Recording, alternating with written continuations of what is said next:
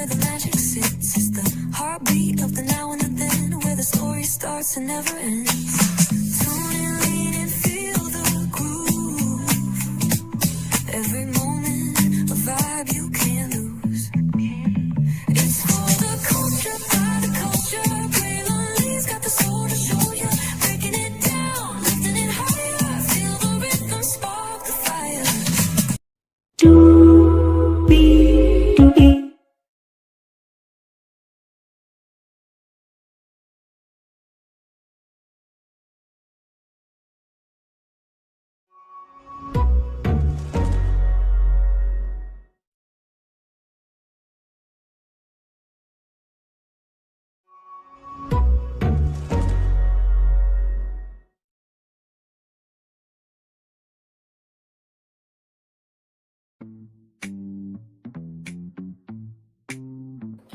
Of course, you know, we are all about breaking it down and lifting it higher and filling the room and sparking that fire. Welcome into Lati Dati, everybody in the world of Tea Talk with your girl. Glad to have you here. Linnell Stiller, good to see you. Glad to have you here. Yes, indeed.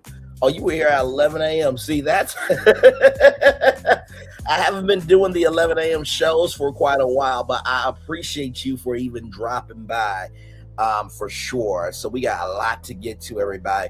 Usher, and Big Sean are doing big things in the neighborhood. We'll get into that.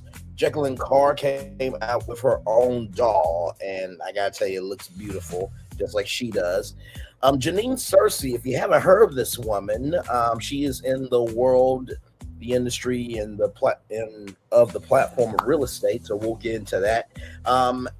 Akademiks, or PDF-ademics, as I like to call them, got big mad because somebody criticized him. Interesting. We'll get into that. Michael Virgil, we'll talk about him. Trigger warning for this story. So sad. I learned this at work, I think, yesterday. I said I'm going to have to talk about it. Then Erika Banks child, she got arrested. We'll talk about it. Ray J got upset because Stephen A. Smith had something to say. And then Damari Perry. Y'all, this is probably one of the most heartbreaking stories or destinations we have ever covered. So trigger warning on that. There's a reason why I saved that at the end, because I could get that to y'all again. So with that being said, higher is weighing, low is available, but either way, we gotta go on tour. Yes, indeed, we do. Let me take down this iconic intro here. You see that virtual tour background? Yes, you do. You hear that virtual tour music, rather. Yes, you do. And then there is, hey, everybody, by the way, 15 people, 13 people here now. Thank you so much. I really appreciate you. Thank you. Let's get to it, everybody. We got a lot to get to.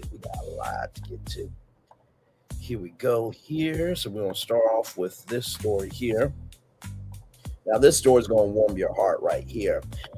From our good friends at blackprwire.com. Usher and Big Sean announced $1 million entertainment incubator to power the next generation of creators with generous support from Sports and Entertainment and Emory University Guzita Business School. The state-of-the-art facility will exist in the highly anticipated Michigan Central Boys and Girls Club, slated to open in February 2026. So literally coming up. From Detroit, Michigan, global entertainment icons and Boys and Girls Clubs alumni Usher and Big Sean have announced a landmark $1 million investment in Detroit youth with the creation of the Detroit Entertainment Innovation Incubator, which will be housed in the new Michigan Central Boys and Girls Club of Southern Eastern Michigan, along with Usher's new Look UNL and Sean Anderson Foundation SAF. Additional key education industry partners include Sports and Entertainment and Emory University's Guzita Business School. The Entertainment Innovation Incubator will offer a virtual production studio, special effects lab, creators lounge, and more. Detroit has always been the blueprint for innovation from the assembly line to Motown. This collaboration, especially with two heavy hitter alumni, extends that legacy by proving the creator economy can be a pathway to ownership and equity, said Sean H. Wilson, President and CEO, Boys and Girls Club of Southeastern Michigan. Together with our amazing partners, we are transforming talent into capital and creativity into generational wealth. I've always been a true believer in igniting a spark in the next generation to be better and have access to things we did. This new Spark Lab in Detroit with my friend and fellow Boys and Girls Club alum Big Sean will not only minimize the access gap for the youth, but also prepare them for greatness. It takes just one person to believe in your success, and I'm honored to be one of many in this partnership to help make that happen, said Usher. Sorry, y'all. Detroit's Big Sean is no stranger to Michigan Central. It has been integral to ushering in the city's revival, using its talents as creator not only in 2018 when the station surrounded buildings and areas were purchased by Ford, but also during the station's grand opening celebration in 2024. He now returns to continue helping shape its future, ensuring Detroit's next generation of creators have the tools, mentorship, and networks to thrive right here in their city at Michigan Central with Boys and Girls Club. Detroit is where my creativity was born, from freestyling in my mom's basement to performing on the biggest stages in the world. My mission has always been to make sure the next generation of dreamers and innovators from my city have the access, tools, and mentorship to do the same, said Big Sean. The Innovation Incubator is about showing young people that they don't have to leave Detroit to chase opportunity. They can build it right here. This marks the fifth significant investment by Big Sean and the Sean Anderson Foundation since 2018 in support of the Boys and Girls Club of Southern Michigan. SAF has gifted four fully operational Big Sean Studios inside Boys and Girls Club of South Michigan clubs. That's amazing. Come on, Big Sean. Always doing good in the neighborhood for sure. That's amazing for real. Providing more than 10,000 youth with hands-on music exploration opportunities in recording, production, DJing, and drumline. The incubator will be housed in the new Michigan Central Boys and Girls Club, a Southern Michigan club on the dedicated youth floor inside the station, part of Michigan Central's 30-acre innovation district where startups, industry, and community partners convene and collaborate to turn bold ideas into real solutions. The space will serve as a launch pad for Detroit's youth, connecting them to emerging industries through hands-on experience, access, and creativity. At Michigan Central, we are committed to creating a future, everybody, where every young person has a chance to innovate and define the next generation of industries right here in Detroit, said Caroline Poleski, Chief Operating Officer, Michigan Central. By our work with Boys and Girls Club of Southern Michigan, now with the added support of Usher and Big Sean, we're continuing to build new pathways to opportunities, nurturing the next generation of innovators, from creators to manufacturers to technologists, who will drive our city forward for decades to come. Elite Sports and Entertainment, which serves as the combined business operations arm of the Detroit Red Wings and the Detroit Tigers, has partnered with Boys and Girls Club of Southern Michigan for several years, enriching the Red Wings team learn, play, score program by opening five esports lounges at Boys and Girls Club Southern Michigan club locations throughout the Metro Detroit area since 2020. Elite Sports Entertainment is honored to partner with Detroit icon Big Sean, R&B legend Usher to empower the next generation of leaders through the Boys and Girls Club of Southeastern Michigan. Saying Ryan Gustafson, President and CEO of Elite Sports Entertainment, our long-standing partnership with Boys and Girls Club of Southeastern Michigan, has created meaningful opportunities for Detroit's youth to thrive. We're excited to continue inspiring and developing future leaders across our community. The Innovation Incubator will deliver a full suite of advanced programming that equips young people ages 14 to 24 for high growth careers in film, television, and music production, to artificial intelligence, 3D immersive technologies, and special effects. Participants will gain access to industry recognized credentials through Emorzy Gortel Business School and Elite Sports Entertainment mentorship from leading executives and creators, and seed funding to launch their own content ventures and creative startups, empowering the next generation of Detroit talent to build, innovate, and lead rather. This new incubator is just one exciting facet of the soon-to-be open Michigan Central Boys and Girls Club. The 13,000 square foot space will also feature a Thomas Training Center and Innovation Lab designed to directly connect youth to broader emerging industries in fields like mobility, advanced manufacturing, and artificial intelligence. The new Central Michigan Boys and Girls Club, a Southeastern Michigan club location, is slated to officially open with a ribbon cutting in February 2026. How cool is that? How cool is that? First of all, let me just say this. I think that this is so wonderful. And to Michigan, one love, much love, all love to you. And I am so sorry because when I said BGCSM, I said Southeast Southern Michigan, but I meant to say Southeastern Michigan, but Southeastern Southern Michigan, it's all in the same thing. But this is huge. The fact that Big Sean, who from what I have seen has always done good in the neighborhood. I remember he was at the 6888 premiere, and his grandmother actually worked as a postal worker. I think she was a part of the 6888. But he has a song called "One Man Can Change the World," and if you have not heard it, I can't play it unfortunately because of copyright, YouTube. But anyway, that's neither here nor there. But the song goes, I hope you ever make it on your own. Hope you get the pretty girls, the pretty everything. But remember one thing, one man can change the world. Of course, I'm not Big Sean, everybody. So listen, you got what you got. But listen to that song. It really gave me a new profound respect for Big Sean.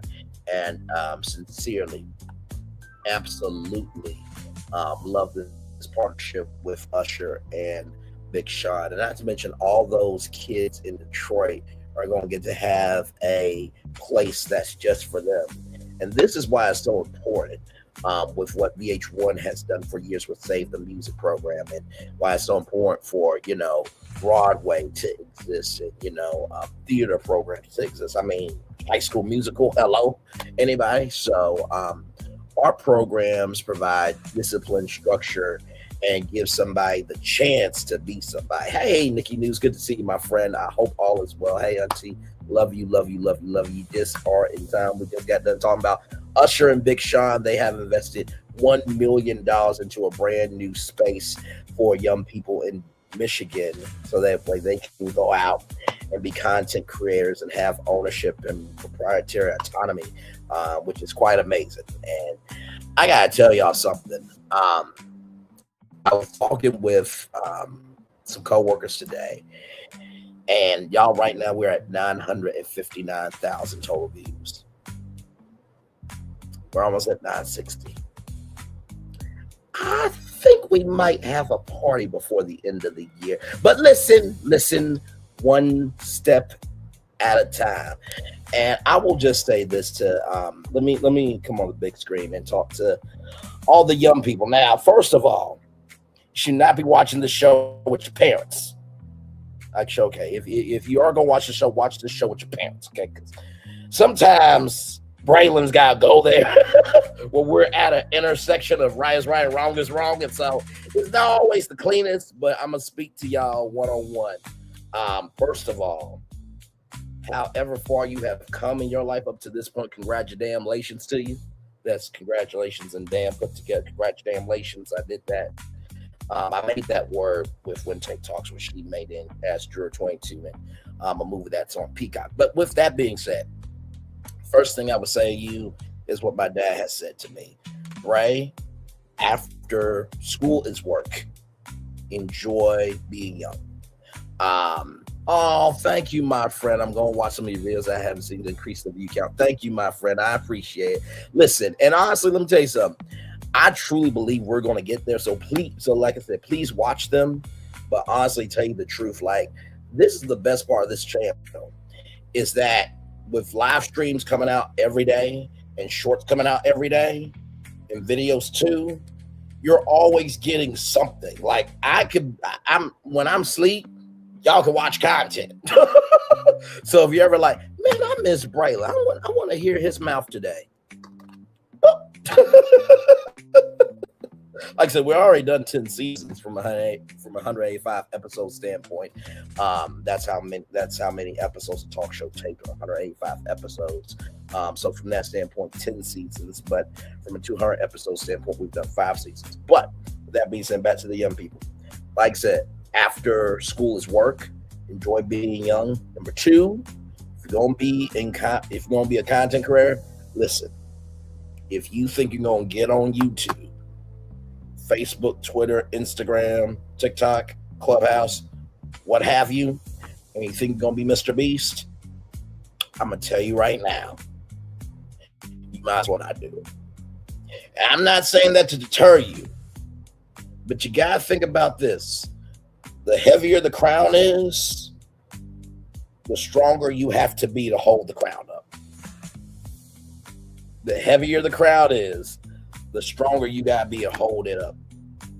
The heavier the crowd is, the stronger you gotta be to hold it up. First thing, enjoy your youth, enjoy having fun. Number 2, remember that crown has weight. But number 3, and I have said this before, and my mom, I give her credit. She said to me, Bray, you gotta take the stairs. You do. Or better yet, you gotta do the steps, right? And Bishop T.D. Jakes talks about the steps that you have to do. And believe me, nobody wants to take the steps, believe me, to start a YouTube channel from 0 views, 0 subscribers, okay? And not know what to do, who to be, how to move, this, that, and the third. It is daunting, it is scary, it is terrifying. But I will promise you this. No one knows you now. That should give you some comfort. And remember, Mr. Beast, he was at 0 at one point in time. Whoever you look up to was at 0 at one point in time. And a bonus tip, enjoy the success where you're at. I went through some things on YouTube. Unnecessarily, I might fucking add. But remember that story of the whale. Remember that story of the storm. Remember that story of the storehouse. Just remember, as things are being removed from your storehouse, and as you're bumping and bruising through that well, and as the waves are controlling that ship, God's in control of anything and everything. So quit tripping. As I'm saying this to you, I'm saying it to my damn self too. Like I said, we're at 959,000 total views. We're almost at 960. When you enjoy where you're at, not only do you have peace here, but there will be a peace in the content you produce. So, for me, you start, give a damn about what you do, and be about your business, and you will always be in business. All right, let's get back. That's enough of Braylon being, sentimental, emotional, and caring. That's enough.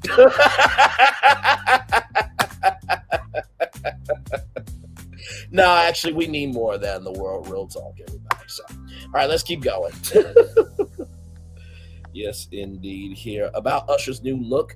Usher's new look, UNL, is a nonprofit organization that transforms the lives of under-resourced youth through a comprehensive program which develops passion-driven global leaders. Founded in 1999 by Usher Raymond, I think that's the 4th, I believe, and his mother, Jeanine Perry, who, by the way, has a barbecue food truck, by the way. Shout out to her, who were inspired after witnessing the dire narratives of Atlanta teens in a courtroom. As a result, UNL was created to tackle systematic barriers that prevented teens from graduating high school and college. Since its formation, Usher's new look has become a catalyst for under-resourced youth around the world to find their spark, passion, graduate, and reach their full potential with unique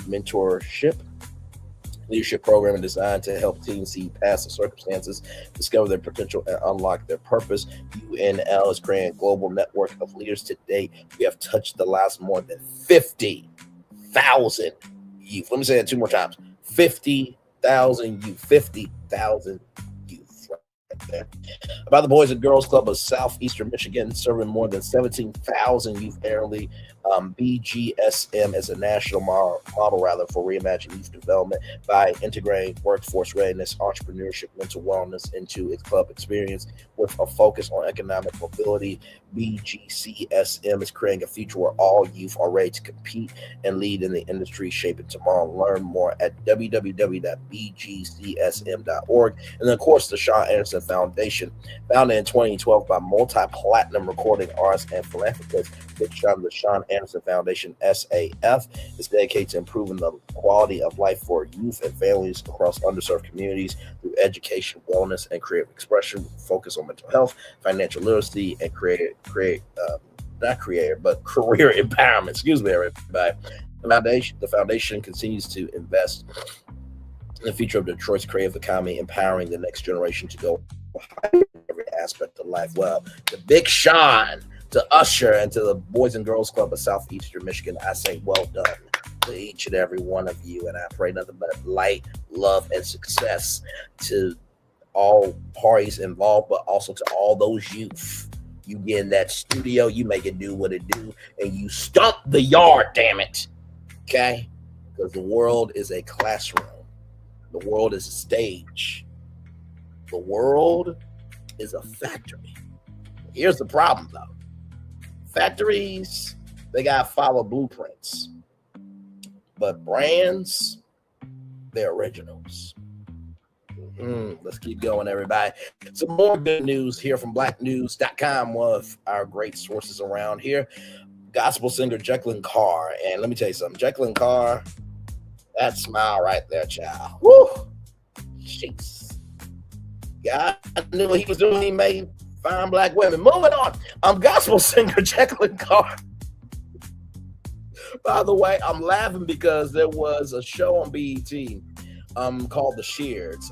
This is the family. Welcome to our own world. Sit back and relax and welcome the Sheards. That was literally the theme song.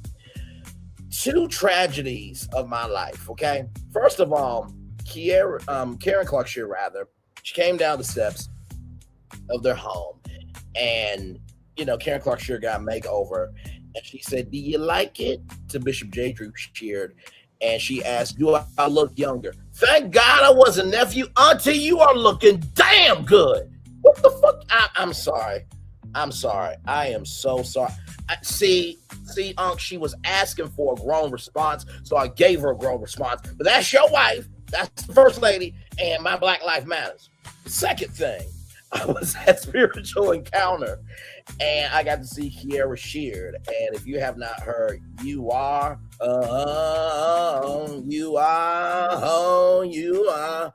If you need to get out the funk, that song right there. Saw her in concert, and she married her Boaz years later. She could have been Kiara Sheard Lee. I'm like, why is it all the thick women that are sane in their mind about their business? And they just been gifted by a low. Why do I miss out? God, can you do something about that in 2026? In Jesus' name, yes, amen, amen. Okay. Now that I've had my black uncle moment with all of you, let's roll on. Jekalyn Carr Lee doesn't sound too bad either. Let's roll on for real. Gospel singer Jekalyn Carr launches limited edition doll, sells out within 1 hour. Let's get into it. Gospel singer Jekalyn Carr launched her first ever signature doll and sold out in just 1 hour. The instant success highlights her influence expanded beyond music into lifestyle merchandise. Fans rushed to get the Jekalyn Carr doll, creating a frenzy as soon as it became available. Priced at $49.99, the limited edition doll features a custom hairstyle, a festive outfit, and signature glam inspired by Carr's own style. We're going to roll it out. The doll took over a year to design, with every detail crafted to reflect authenticity and inspire confidence. It's meant to be more than a toy, an empowering collectible for fans and children alike. This release is part of the Jekalyn Carr collection, which already includes clothing, accessories, and other items focused on confidence and empowerment. Okay, then we'll pull that up. And we'll look at that. Y'all know we always give time to Black entrepreneurs over here. Yes, indeed, we do. Which already includes clothing, accessories, and other items focused on confidence and empowerment. The doll represents the brand's most ambitious product yet, combine meticulous design with strategic planning and marketing. Carr's success with the doll follows momentum from her recent album Jekalyn and the Legends, featuring collaborations with gospel icons like Yolanda Adams, Shirley Caesar, and BB Wines. The sellout shows her ability to connect with fans both through music and products. The rapid sellout hints at potential restocks, future limited editions, and new releases. Fans who missed the first drop are encouraged to watch for announcements, keeping excitement high around the Jekalyn Carr collection. Carr's achievement also places her among faith-based artists who have successfully entered the retail space, proving her influence now spans music, merchandise, and lifestyle ventures. Well, first of all, congratulations to Jekalyn Carr. First of all, that is quite fantastic. And here she is right here, y'all. Lord Jesus, just,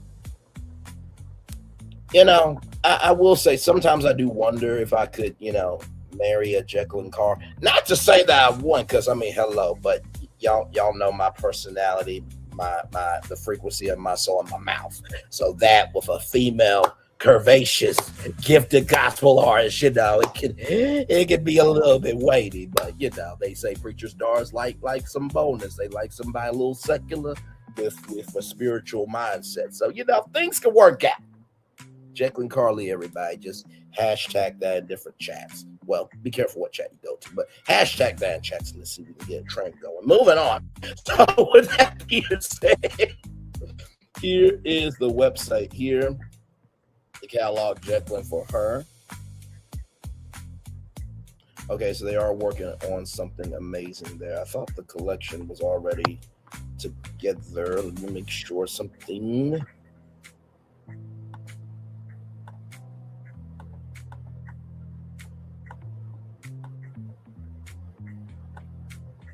Let me see something. Oh, come on. Damn it. I'm trying to promote it. Give me a moment, y'all. Because I definitely want to pull up her website here. I am Jekalyn Carr.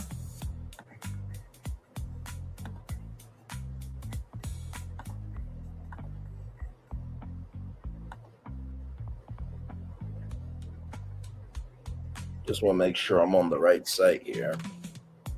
Okay, so that was the site. So they are working on something amazing. So this is the official site, jkalynbeauty.com. So they are checking.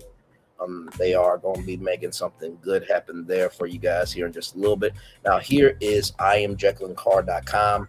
Here's the doll. Now, the doll is sold out right now, but, there could be a restock in the future. So just stay tuned, of course. So, but always love being able to do this and look at how productively, so productive. I gotta put this. She's productively booked. Look, producer, media, brands, radio, and music. Listen, this is a prime example of your gift making room for you. Let me say that 2 more times. Your gift making room for you. One more time. Your gift making room for you. So here it is here. Jekalyn Fashion, Jekalyn Beauty, Jekalyn News. So just in case you want any news about her there. And then, of course, she is a producer. We'll put media up. We'll put radio up. Now, unfortunately, we can't play any of her music. Now, that's because I don't want to, but this thing called copyright. YouTube. I'm not mad or anything, People can bully and malign and, stump the yard with hate and this, that, and the third, and they still have a YouTube channel. Well, not everybody can have a YouTube channel. I'm sorry, my bad. So, she is the host of her own radio show right there, 10 a.m. to 3 p.m. Come on. Listen, from one radio person to another. Let me tell you something. That microphone is very powerful. Like I said, it can amplify positivity or negativity. But to see, and this is reminding me so much of Tracy Braxton. God rest her soul, because Tracy Braxton also had a radio show. And so for Jekalyn to, first of all, do this at a Christian radio station, but also to leveraging her platform to bring you exclusive interviews and play her own music, and also talk about celebrity news with tact, soul, and some care. I'm sure she got her own flavor, being on radio. But well done to you. Blessings upon that radio show. I think she might be syndicated actually with her platform. But here's some video here. And then here is Jekalyn, the producer, right here. Right here, Jekalyn Carr. Look at all those stellar awards. Child! Nothing like a black woman and some gold. Yes, indeed. Jekalyn Carr, leading producer who excels in many categories, has achieved and accomplished many notable accolades from Grammy, Stella, and Dove, when she has also been inducted to the Women's Songwriters Hall of Fame. Let me say that two more times. The Women's Songwriters Hall of Fame. The Women's Songwriters Hall of Fame, okay? In her established career in the music industry, she has had the privilege of working with a number of great artists and talents as a songwriter and producer. Her delivery and approach to producing the content she hears are exceptional. She has produced some of the greatest national upcoming artists, including Kirk Franklin, Shirley Caesar, John P. Key, B.B. Wines, Dorinda Clark Cole, Karen Clark Sheard, Yolanda Adams, Kim Burrell, Tim Bowman Jr., who is I think Vicky Wines' nephew, if I'm not mistaken, Tasha Cobbs Leonard, Kiara Sheard Kelly. Really should be Kiara Sheard Lee, but we're going to roll on. Moni Wilkins, Taryn Wells, Donald Lawrence, Dorothy Norwood, Pastor Mike Jr., Die Peoples, Lisa Page, Brooke Jericho Worship, and many, many more. Jekalyn, congratulations, my sister. One love, much love, all love to you. Keep on going from all of us here. Brantley's virtual tour, the brand of Brantley's virtual tour live. Yes, indeed. I really do think about, the future of this platform. And sometimes I just wonder, will I ever see some of these people in real life? And I feel like if Jekalyn Carr, oh, you're the guy that said Jekalyn Carr, I'm like, oh, God. That was, the persona. Now, here's the thing about women, gentlemen, okay? Women can surprise you because she might say, I actually like the way you call me Jekalyn Carr. Oh, you did? Well, we can make that reality. We just got to get to know each other.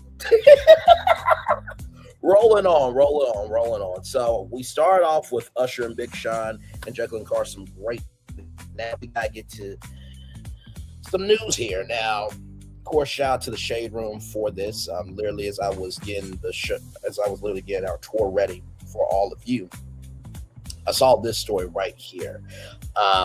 Atlanta home flipping fraud. Black women claim that they were tricked. Now, listen, everything is alleged, okay? So I do not know this woman, okay? Her name means, okay? So innocent until proven guilty, okay? But we're going to talk about it because this is a story and destination that you guys need to know about. Here we go. They were sold a dream. Come to class, don't. They were sold a dream. Come to class, don't miss it. Come get this good education. I invested $65,000. $90K I invested with her. But what they say this woman in Atlanta is really selling? A nightmare, tricking other Black women into getting business credit cards to fix and flip homes with her. We've given them everything that we have in our savings. They say once you get your money, things get funny. One of the homes catching fire, money unaccounted for. What's really going on behind Black girls in real estate? I did not do anything wrong. I'm Justin Carter. This is TSR Investigates. Now, one person reaching out to us is one thing, but when several women came forward claiming they were duped out of hundreds of thousands of dollars from someone in Atlanta, we started asking questions. What was the promise? So she would teach you how to get the funding. She had a team that could help us, the contractors, lenders, the credit people. This is how they say Jeanine Searcy, CEO of Black Girls in Real Estate, lures people in on social media, private one-on-one coaching courses to Teach Black women how to invest in real estate. Now, I do want to say this before we continue, right? First of all, face card is not declined here, okay? But also, too, in the same token, we know that Melody Cherie is in property preservation. And I will just say this, right? Actions are how people know you, how you carry yourself is how people remember you, right? And in the world of real estate, which is probably one of the most topsy-turvy industries in the world, there's only so much that you can do, right? But in the same token, for any business that you create, you are responsible. So if there was somebody on your end that was supposed to take care of this, that, and the third, guess what? That always gets back to you because you were the person in charge of hiring them, right? So just want to give some context, conjecture, and connection. Like I said, I do not know this to be actual, factual, smactually true. We're just talking about it. Because guess what? There could be things outside of her control, right? But let's keep going. Just want to, give some commentary here. We'll give commentary throughout. Teach Black women how to invest in real estate, flipping homes and turning them into a decent profit. Tara, a real estate agent based in New Jersey, she says she was all in. I felt like, this would be a place for me to start. Realtors always need a second hustle. How much did you spend?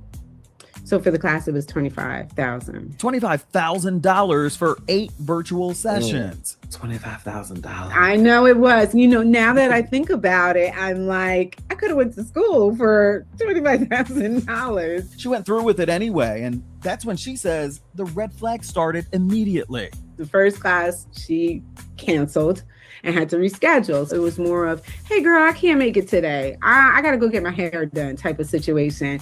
And that should have been a red flag for me immediately. But, I was just like, let me just get the information and keep going. She says a big part of the class was about funding. Searcy guiding you to build your own LLC and get the loan process going. She connects us with this group called Fund and Grow. And they get us business credit. So they apply. You don't even see the applications. You just see the cards coming in. So we ended up getting, between me and my husband, $120,000 in business credit. Excited to get started flipping homes in New Jersey, she was told there were no profitable homes to flip in her area. She comes to me, she says, listen, I know you can't find a project. I have a personal deal that's going on. Do you want to join? I don't really do this. But, I know that you really want to do this. It was a $1.2 million build here on Claremont Terrace in Atlanta. You're in New Jersey. Did you want to invest in properties in Atlanta, or that was just what was offered to you?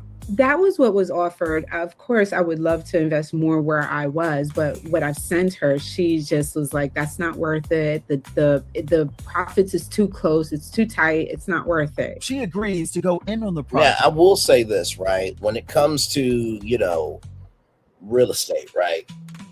Usually what you do is you usually get many opinions before anything. It's just like going to a doctor, you get many opinions, right? Because here's the thing, the market that's in Atlanta is different than the market in New Jersey. So it does kind of boggle my mind just a little bit of there was no properties in New Jersey at all.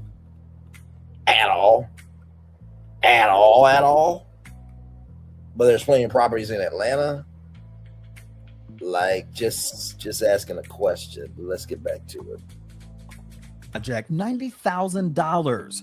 Searcy and her business partner Tyler Williams, they put up $1.1 million through their own individual LLCs. I wire transferred from all those credit cards to multiple different accounts. That should have been another red flag. She says that 2 other women whom she never met, they were also stakeholders on the project. I went down there and I went to go visit the site without her. It was nothing done. It looked like it wasn't even touched. That was in March 2024. Wow. In their contract, the property was to be renovated and sold within about 6 months. They guaranteed Tara a 200% return too. Her $90,000 original investment plus a $90,000 profit when it was sold. She was like, oh, we had some issues with structural. We signed in March. This was June. So we were like, you didn't even tell us like what the situation. She's like, it's not a big deal, but it's an additional $20,000 or something that they had to pay. She paid for the back door, about $7,000. that's all she could do. We're out of money. We are totally out of money. By this point, over a year goes by. It's May 2025.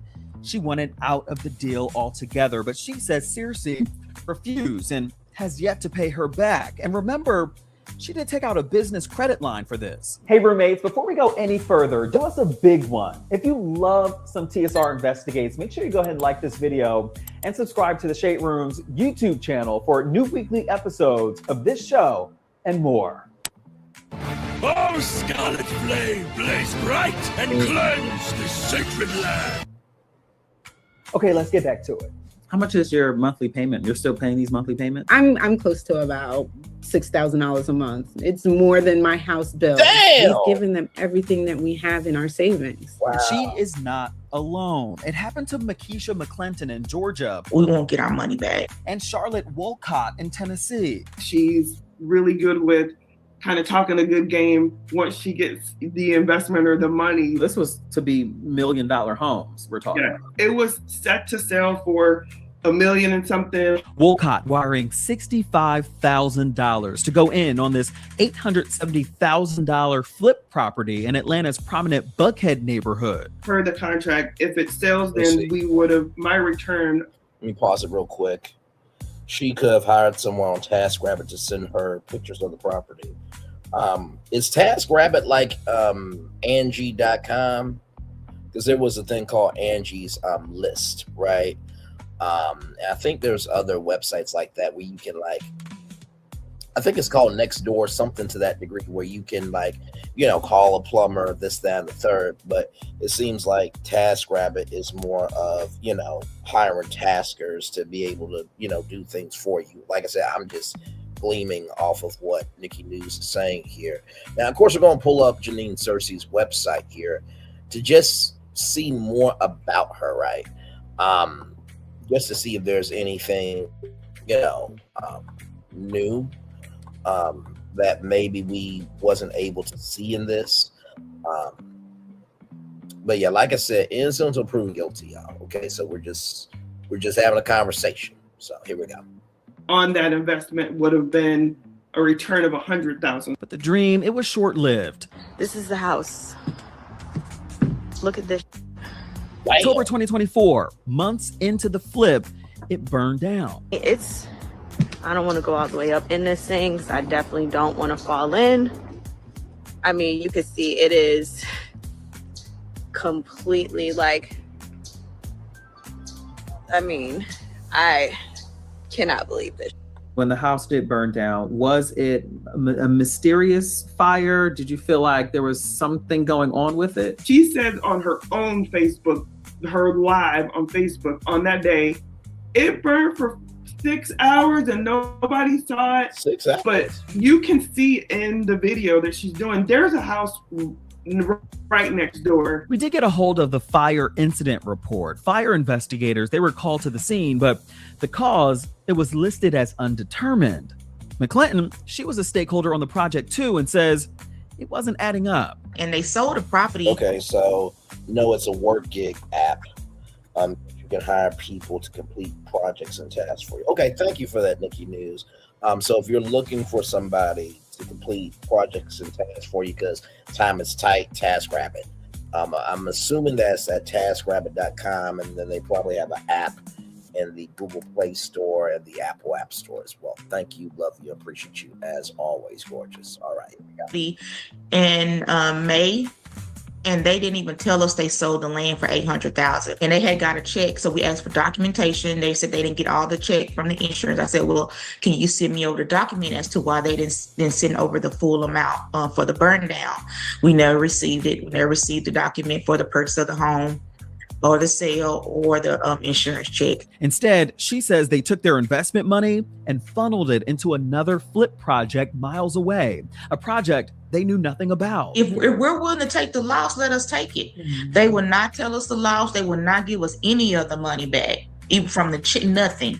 They just kept it and kept on going and start basically ignoring us and stop responding. Ashley Wilson from South Carolina says they stopped responding to her too when she pumped the brakes on her $61,000 investment in Chicago back in 2023. Once we got into the project and closed on it, Mysteriously, we didn't have a contractor. Jeanine did not help with trying to find someone. When they did find a general contractor, the construction costs were $60,000 more than expected. It came to a point where they asked for additional funds for me. The first time I did provide some additional funds, which is almost $4,000. It was paid directly to the GC to keep the project moving. But then the second time when it came, I'm exhausted all my funds. I'm not adding anymore. We need to reevaluate. She says Searcy was not happy. Contract clearly says all I had to provide was the $61,000. I fulfilled my side of it. So she hires an attorney to try to mediate between us to figure out how we could get to a settlement. The fix, they wanted to bring 2 more people on the project to help with funding. The other piece of that settlement would include an NDA. And then she's saying that I couldn't sue her for the coaching fees, which was $25,000. So I declined. Fast forward, they moved forward with doing the renovation. It closed on October 24th of this year. $150,000 below what it was projected to sell for. Wilson says she's still waiting to get her initial investment back. She says terms of their contract were simply not met. A lot of times people hear the financial losses, but they don't get to see the emotional and mental trauma. PTSD is greater than me, and I want to be able to really truly be that advocate for people who may not be able to speak up or feel like they can't speak up because of it. Now, a Facebook page was created where dozens of women came forward sharing similar stories, many of them banding together and getting an attorney to take legal action against Searcy and her affiliates. Now, we did reach out to Searcy and her representatives. They told us they would provide a statement, but we did not receive it before publication. Here's what Searcy said, though, in a since deleted Facebook Live video addressing some of their concerns. There's got to be somebody to blame. I feel like I'm being blamed right now. Their money is being held in an investment. They don't want it to be held in investment. They want their money back today. So now it's like a shakedown, right? Like we're going to blast you. We're going to, put you out. I have a lawyer as well. I have all my paperwork. I did not do anything wrong. The project is in construction right now, and that's just what it is. So I will do my best to continue to push this project forward, again, with integrity. I could absolutely, be a better communicator in certain things, but I cannot control the market. I cannot control a house burning down. God, I wish that house hadn't burned down, because we would have been finished by now and it would have been absolutely gorgeous. This is my real life. This is what I do. So while you're screaming and yelling, I'm over here working the business, finding the solutions, to push projects faster, doing the things that we need to do to make it happen. And that's just what it is. Yeah, I will say this, right?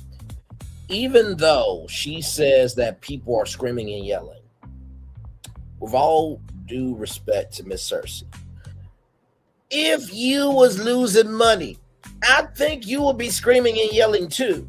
Now, from the in the words of When Tay Talks, from the began, right? Something in the Kool-Aid ain't sweet about this, right? A house burns down for 6 hours. You mean to tell me there was nobody in that neighborhood that went on the neighbor app and at least posted about it? You mean to tell me that there's nobody that called 911? You didn't have anybody just because Nikki News said that, there is people on TaskRabbit. You mean to tell me that you don't have people on your team that, supervise your projects? It's like, okay, I need you to just check it, all day, every day. You know what I mean? And not to mention too, it wouldn't even have to have been that expensive. Like, hey, can you just come by in the morning from 10 to noon? Okay, cool. Come by from 2 to 5. And then, go by from 8 to 10. That would have been very easy to do, right? So I think that, honestly, to tell you the truth, screaming and yelling, I think that is quite frankly disrespectful, tacky, and wrong. Because guess what? Your investors are probably screaming and yelling too, right? Now, as we were live on tour, I wanted to bring this up to y'all. This is from Reddit here. No accountant, 3488. Beware black girls and real estate owner Jeanine Searcy. Excuse me. Real estate community warning. I wanted to share an important story to protect others from having the same experience. I'm a former student of Black Girls in Real Estate owned by Jeanine Searcy.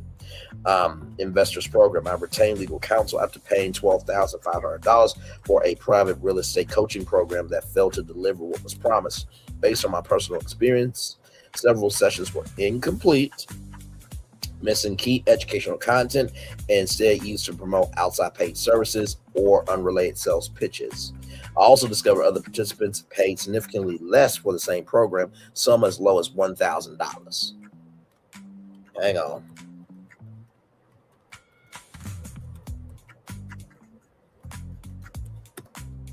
Because I want to bring this up. Okay, now here is Masterclass with Melody. Okay, now I'm bringing Melody up. This is not to drag her. This is not to shade her or anything else. Melody has done this for a very long time, and I just want to just make it do what it do when it comes to this here, okay? So, of course, you have, she's got an e-commerce brand building academy, right? So for $599, $600. Now, she has been saying that she's going to be doing this. She has been wanting to do this for a long time. So week 1, brand building. Week 2, implementing a retail platform. Week 3, getting and keeping customers. All attendees will receive a complimentary logo and one complimentary graphic to promote products and brand. All attendees will have a weekly one-on-one with Melody. Now, listen. I'm sure eventually I will be probably taking that class because we're growing. But I will say this to you. As you are being an entrepreneur, don't just do anything because you feel like it's time. Do something because it's the right time. Don't do anything because you feel like it's time. Do something because it is the right time. Don't do anything because you feel like it's the right time. Do something because it is the right time. So, hopefully I'll be in there now. I already got my logo and everything.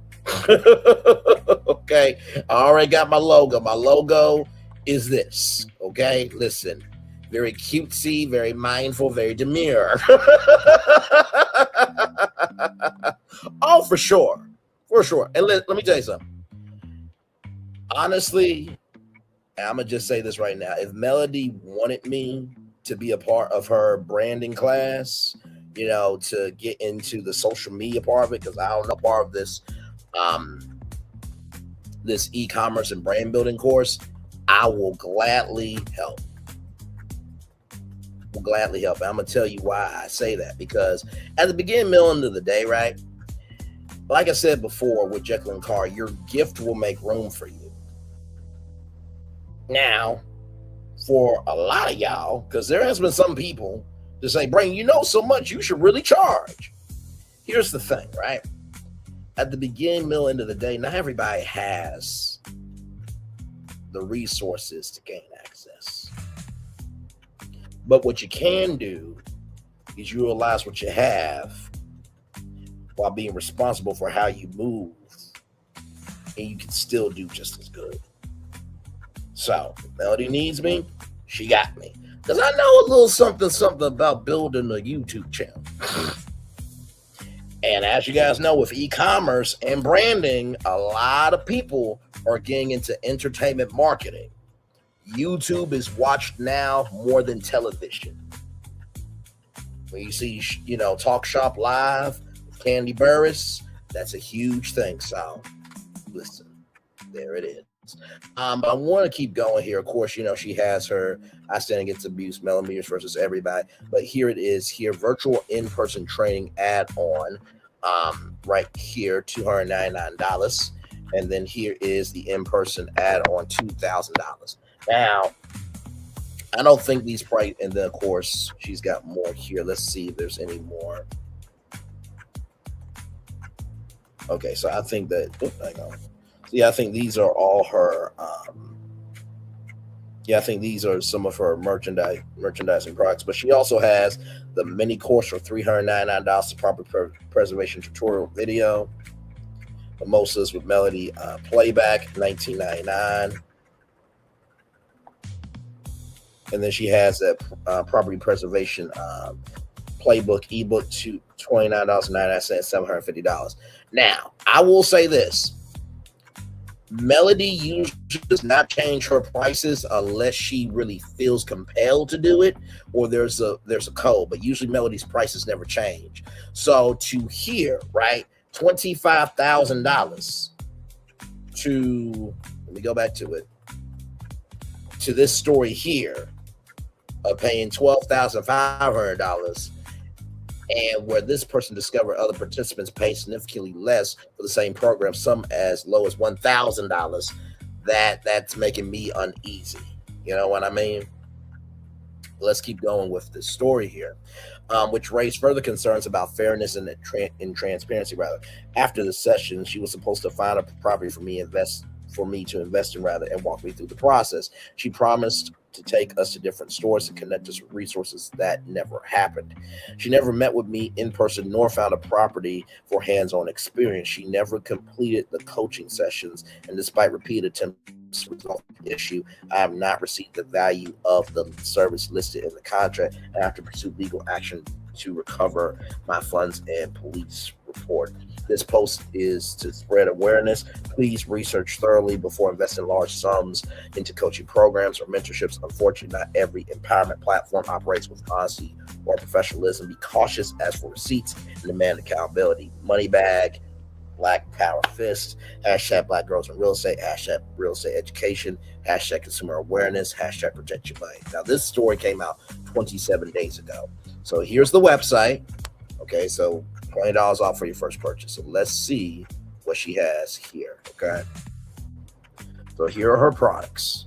So one-on-one investors only consulting with J Searcy, $6,200. Right here, one-on-one investors only counseling with J Searcy for $7,500. Okay, hang on. I want to see something. Now listen. I feel like maybe one could be a bonus, addition, but the other one might be the basic one. But let's see here.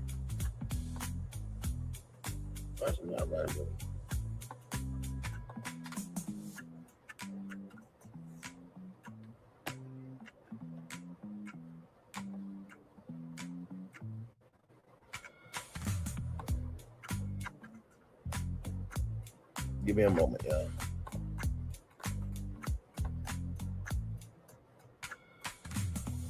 Wait a minute. Hang on a second. Give me one moment, y'all. Hang on. Because y'all not going to believe what I just found out. Okay.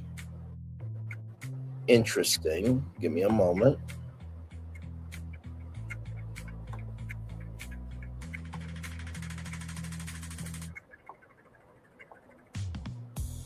Okay, so check this out, right? So this one right here, this one says $7,500, only 7 units left in stock. But you see the description, there's no description here, right? No description at all. At all, right? But when I go back, and this is live in real time, we're not shading, dragging anything. We're about our business over here. But when I come over here, you have all of this, right? So there's the $25,000 investment. So right here, this is where I'm confused at. So your investment is $25,000. So it's the $6,200 is the one-on-one investors only consultant with J Searcy, but then you have a one-on-one investors only consultant with J Searcy for $7,500, but with no description. I'm just saying. So let me read through what you got here with this description: how to start your business and secure business funding, creative ways to finance deals to secure capital to invest, how to leverage business credit cards to launch your real estate business, how you use your 9-to-5 as an asset, manage and run your project, then quit responsibly and securely. on the J Searcy investment method: own it, flip it, build it, do it again. How to build your team and where to find a good contractor, how to manage them, how to analyze investment properties for profits and cash flow. We will assist you with finding your first or next investment property, and we will help you to the down payment for the investment loan and the investment property loan. How does this work? Our sessions are live and personalized for your business and personal development. Once you sign up for coaching, you will receive a Calendly link where you can sign up for sessions. We will meet weekly for one-on-one we will meet weekly for 1 hour on Zoom for coaching Q&A. You will additionally receive ebooks and resources for support. We have a national real estate agent partnership to assist with connecting you to an investor-friendly agent to support you through the process of your purchasing project. We have a company funding executive that will hold your hand through securing your hard money loan for your investment property. We will also support you in interviewing and hiring your general contractor for your property. And then guess what? You're in the deal, sis. We will help you with finding your first or next investment property, and we will help you secure the down payment for the investment loan and the investment property loan. But that shows up twice, though. So maybe, hang on, listen, no shading, no dragging, no trying to do anything crazy. So maybe this right here is supposed to be a different perk because you have that twice there. Yeah, I'm just reading it live like we're hearing it. So then you got 5 ebooks here. Then you have the 60-minute business or investment strategy call with Jeanine Searcy here. And then you have a 60-minute private coaching session with founder Jeanine Searcy for $500, right? So the coaching session, I'm guessing, is more personal, I guess, with personal mindset. And then the 60-minute business or investment strategy is to help you, professionalize. Then you have an agent profit digital planner ebook for $15. And then, of course, you have a cap for $25, hoodie for $40, tank top for $25. Then apparently she does the, hang on, let me go back. So this is a Black Friday sale, 10 wealth building replay videos bundle. So you get how to successfully leave your 9-to-5 to become a full-time investor, because they didn't finish that title there. The Investor Agent Series, how and where to buy your first multi-unit building. Make money while you sleep series, Airbnb stock market made simple. Start investing with just $100. Money moves only August 26, 2025. Money moves only August 19, 2025, August 12, 2025, and August 5th, 2025, and 6-figure mobile home investing class.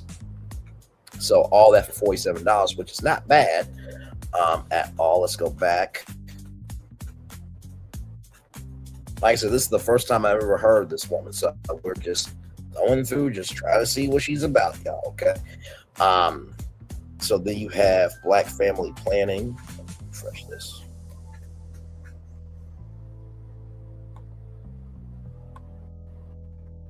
Okay. So then you have Black family planning right here, Monday, December 15th. That's coming up. For $20. Then you have Black Girls Build 2 for $30. All these shirts are $30 here. You have a mug for $22, gift card for $10, probably up to maybe $500. $30 for the shirts. Wait, did that repeat? That did repeat. Oh, child. Do it. Okay, different. I'm sorry, child. I'm sorry. Okay, listen. So you have a closing mug and a logo mug. Okay, then you have the broker playbook, the broker private coaching session. Then you have the Black Girls Invest Collective, $47. Oh, she got 5 pages, child.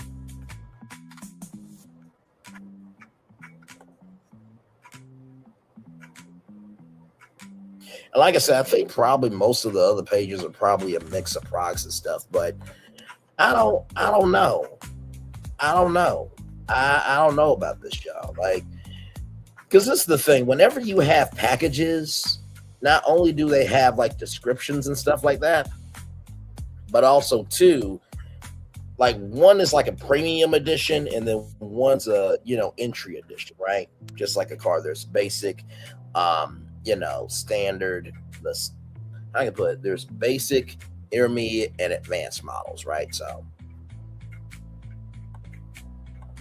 okay, her page 2 is not. Okay, so broker program $49. Broker start marketing materials membership not included for $599. Budget analysis ebook for $9.99. Build your brand and grow your following replay. So that's $19.99 for right now. Bundle fund your dreams to fix your credit for $120. Business credit with J Searcy here. Then she's got CEO Society, the real estate investing school for $39. Some merch here. Contracts, cash, intro into wholesale real estate. $47 done for you email sequence for $20. Feature and boost $149 for a listing. Find my first deal for $29. Flash sale $47 wholesale. Masterclass there. Then fund your dreams $100. No APR credits from startups $29. Fun and free, how to build your business credit to finance your dream. Get flippy with Jay. July group fix flip coaching, $397. Okay, that's a 5-week course.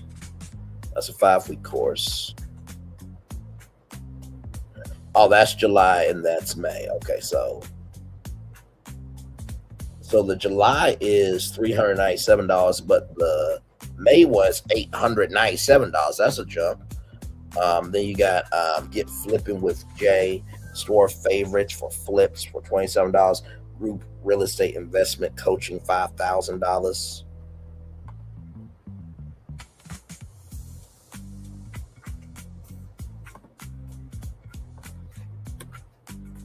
So it looks like she sells many things, child. How to determine your renovation construction budget, masterclass, virtual masterclass $49. How to launch your Airbnb Atriage business for $297. Fix your personal credit for $47. Investors only consulting with J Searcy partnerships for $10,000. 2-day intensive 2-day virtual masterclass series for $99. A shirt for $30. The Patreon, the Airbnb Patreon is in 30 days, 5-week virtual intensive class. And then right here, July 2022, a 5-week virtual intensive class. So see, $897 here, but then for July it goes down to $397. Listing open house combo for $97. Listing and open house subscription $97. Mastering the art of estimating rehab costs for $99. Some money moves only private coaching $5,000. Money moves trading only $3,000. Money moves only stock monthly membership. Of course, a hoodie there. Own your profits 6-figure simple contracted business for $5,000. Paycheck to properties $97,000. Private wealth building strategy session $197. Project Ray 30 days learning plan started for $497, but originally $30,000. Promo post for rates, so 2 posts in the Facebook group, 2 posts in the Facebook group and Instagram page for $399, $499, and then email blast to 35,000 ladies for $1,299. Growth code, ready to build your brand, grow your following for $42. Real estate investing videos, upsell from boot camp $47. Real estate scripts, email templates pack for $27. We're almost done, y'all. And the reason why I'm going through this is because, for one, I don't know who this woman is, right? Learn her from the shade room. Number 2, obviously, if she's been around this long, she has had to have multiple sources of income. But number 3, Black girls in real estate, it seems like she is, how can I put this? Y'all remember back in the day with Disney, when they actually took their time, energy, and commitment to bringing you quality content? But now with Disney, it's like, can we do diversity, equity, and inclusion and just plaster it everywhere? And the magic is not as magical anymore. it's kind of giving that vibe to me. Now, I'm not shading her. I'm not dragging her. This is just Braylon just giving his opinion. Real estate strategic business plan for $1,499. Real estate without a license. Without a license. How long has she been in business? Great question. Let's see here. Jeanine Searcy. How long has she been in business? Okay.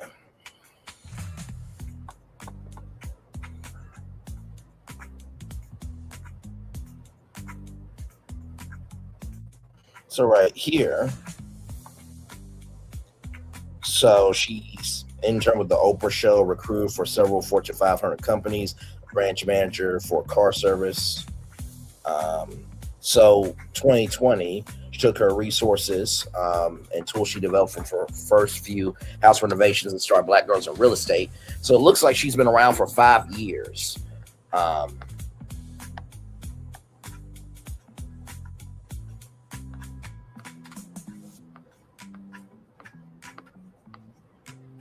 So yeah, it looks like she's been in it for 5 years, it looks like, because she said what she said here about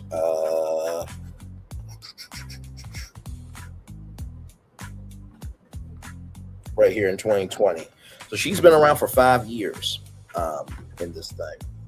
But I am confused with this. Like, don't you have to have a license to sell real estate usually? Okay, license without real estate without license sold out. Now maybe there's a way that you can do this without a license. Now, I don't think Melody has ever said that, you can do real estate. Let me flip the words around. I don't think Melody has ever said you can do property preservation without a license. I think she's licensed in different states, right? All Backs Matter, 1999, 2-day class, 101 on Airbnb, short-term rentals, virtual masterclass from 1999, 6-figure mobile home investing masterclass from 1999, become a tax lien queen from 1999, replay, build your business credit, All Backs Matter 2.0, 1999, flip and fix and flip virtual masterclass 1999. Flipping homes to buy hotels, curated by Jeanine Smith and Damari Reeves. Replay Get Plan with J virtual business planning session. How and where to buy your first multi-unit building for 1999. How to build your business credit and purchase your company car using your EIN virtual master class for 1999. How to buy land for under 1K 1999 virtual master class. How to find your next real estate deal virtual masterclass 1999. How to raise capital for real estate investment deals virtual masterclass for 1999. How successfully leave your 9 to 5 to become a full-time entrepreneur. Make money while you sleep series. Airbnb a trippanage, I think. My bad, y'all. 1999 investor agent series, $197. Elevate your career in 2026. Strategy call for $97. Secure the bag 101 on hard money, how to get for $27. I will say the body is bodying. Okay, she definitely, she got it. single listing blast for $49. Y'all say, shut up about the cars running. Stay on the assignment. The black woman's wealth reset. $20 here. The CEO of Society. Now this says since 2000. Let me pull it up for $462. Now that's interesting because she said in that article that she's been around since 2020. Does this have a description? Or a description rather? No, this doesn't have a description either. Wow. I would think for $462 that you would, do a description for it, but child, that's just me. And then the last page, y'all. By the way, every time I go to the next page, it takes a minute for it to load, so I gotta refresh it. So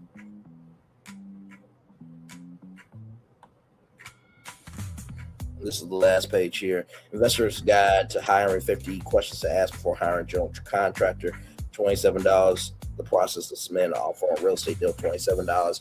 The Ultimate Credit Building Masterclass, $42. The Digital Budget Blueprint for $9.99. Thou Shalt Get Money 24/7. That should be a hoodie. I like that one. $30. Black Girls Real Estate Ultimate Business Plan for $16. Ultimate Home Building Checklist Model, $99. The Wealthy Women into Real Estate Investment Boot Camp for $99. She got 5 pages, child. Listen, yes, you need a license in Tennessee and Arkansas. Okay, I figured as much that you need a license for real estate. Yeah, I'm just like, but I really don't know of any state where you cannot do real estate without a license. That's just me. But I'll keep you informed if anything else happens. But like I said, we did not drag, we did not shade, we did not, fuel gasoline onto the fire. It was a news story. It was a destination. I thought it was important to talk about. Nothing more, nothing less. So, all right, let's roll on. Y'all, this dumb fuck right here, who got upset by Erika Badu calling him Jerry. This dumb fuck compared Haley Bailey to Ursula, where the Little Mermaid actually made money and Haley Bailey could have been nominated for an Oscar award. This is the same dumb fuck that has an essay lawsuit. This is the same dumb fuck that said, well, you're 16, 17 and a half, you still gonna get this D. And he was greasy with a 15-year-old on a Discord call. Yeah, let's talk about it. PDF Akademiks fires back. Don't call me white girl. You're not relevant. PDF Akademiks is caught in a fresh storm of controversy after comedian podcaster Mona Noah's Don't Call Me White Girl resurfaced her long-standing issues with him on a recent episode of the Joe Budden podcast. For those of you who don't know, there was a show on Complex called Everyday Struggle. PDF Akademiks was on there by happenstance. He didn't have a resume to be on national TV.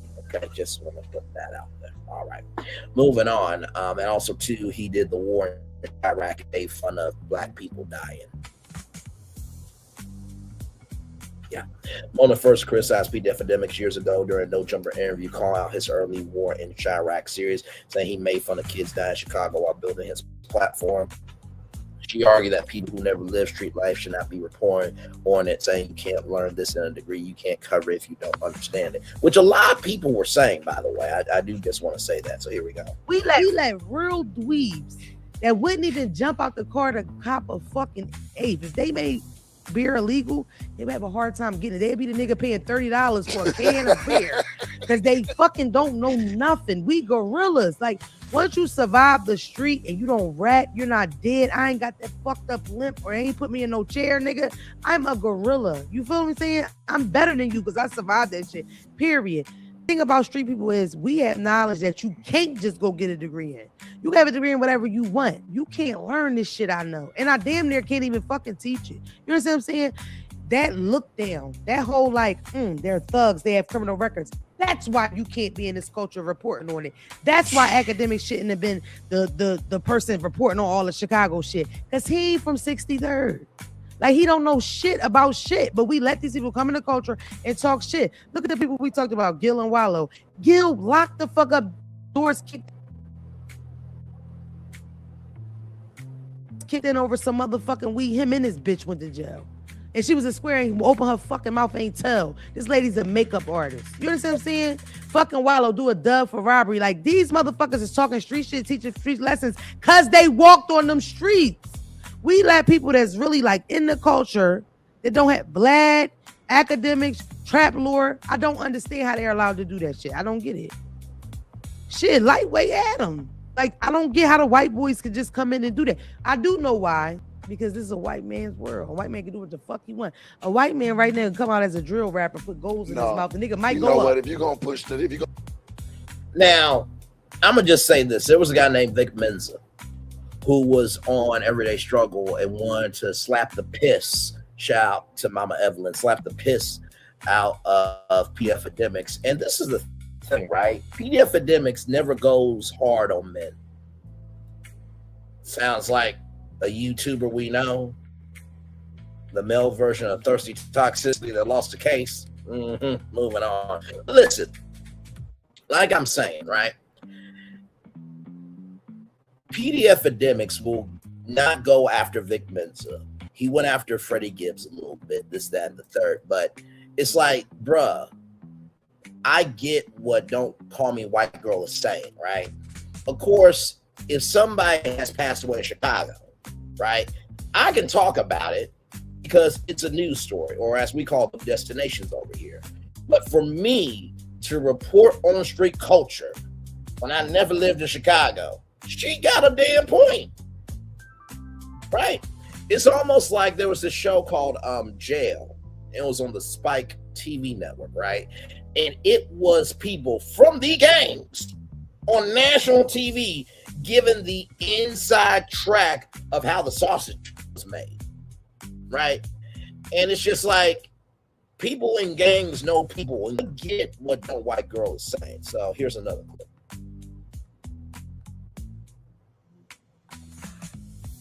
Oh, come on, really? This is what we're doing?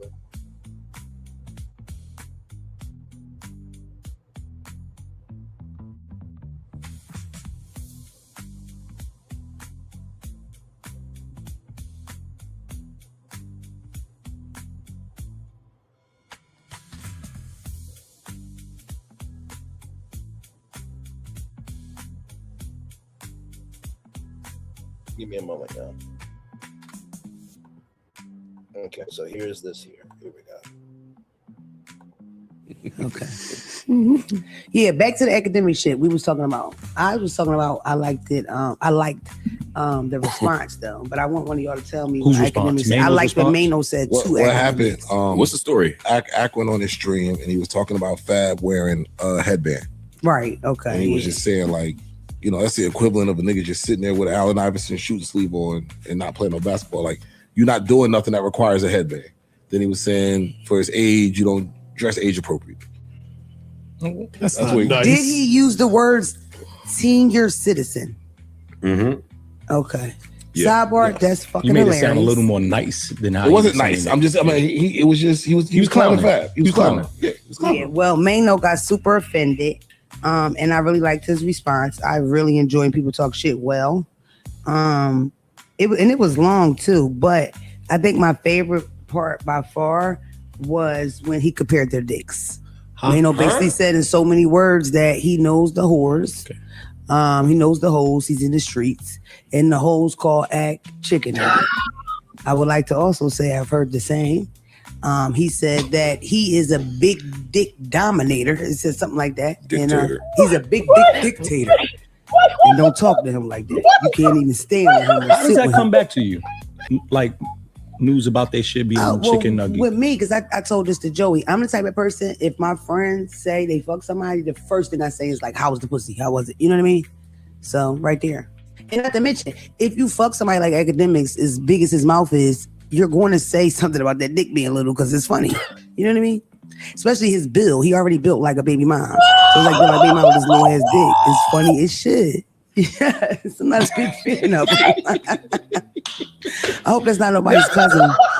I said that with love. I mean, him and I had one of the biggest shows ever. That's all. I said your little show. We ain't gonna talk about You made it. You made the show. That part. We all had a hand in it. Oh, you don't fuck with that? I'm just like, I just don't. Did you not gather that from the last? Listen. Do y'all really want to know? Do y'all really want to know for real? When I found out the history of him, like how he started, I was just like, what the fuck? People let that fly? Like the reporting on Chicago and stuff like that. I don't know. I'm not a big fan of people that are like not in the streets at all, doing all street content. I just don't get that. Like, you know what I mean? I just feel like you have to be at least adjacent to it to be able to report on it. You know what I mean? In my personal opinion, I don't want to hear shit from a square that wouldn't even walk through these blocks they discuss every day. I don't. That's my personal opinion. I don't know if I agree. I think good coverage is good coverage. How can you cover it good if you don't understand it, never seen it, never been there, never been close to it? How can you cover it well? How? Would that be the same thing as if you compare like I won't say Stephen A, but someone who's never actually played the sport or someone who's not actually involved in that Now, way? hang on a second. Now, you're bringing up Stephen A. Smith, right?